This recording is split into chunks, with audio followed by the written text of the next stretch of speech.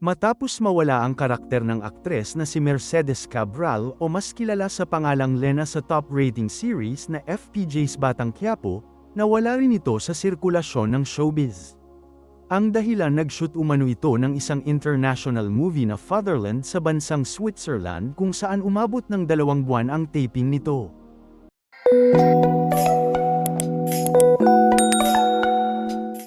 Kwento ni Mercedes, na matagal nang inalok sa kanya ang nasabing pelikula subalit hindi agad ito natuloy kung kaya't pumayag siyang gawin muna ang Batang Quiapo. Nang matuloy na umano ang pelikula ay kailangan ng magpaalam ni Mercedes sa Batang Quiapo.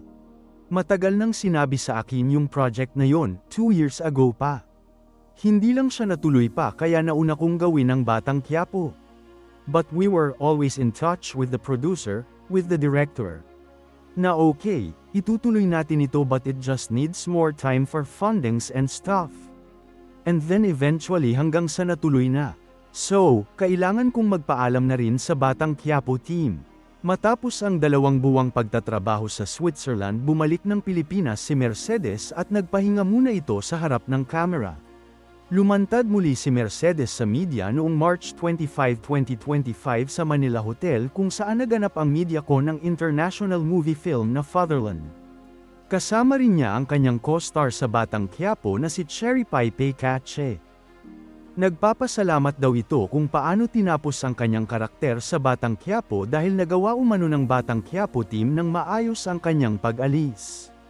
Alam niya na may naiwan siyang magandang performance na tumatak sa mga manonood. Laking pasasalamat nito kay Direk Coco Martin at ng kanyang team dahil mas lalong nahasa ang kanyang talento sa pag-arte. Aniya, na sobrang na-miss niya ang kanyang mga naging kasama sa serye. Kwento din niya na nagpahinga muna daw ito matapos niyang bumalik galing ng Switzerland. Dahil sa 4 na araw lamang ang pagitan ng bumiyahe ito sa Switzerland at sa naging sunod-sunod na taping nito sa pag-alis niya sa Batang Quiapo. Sa ngayon ay handa na ulit si Mercedes sa anumang iaalok sa kanyang serye o pelikula, pero kung siya umano ang tatanungin ay mas gusto nito ang pelikula.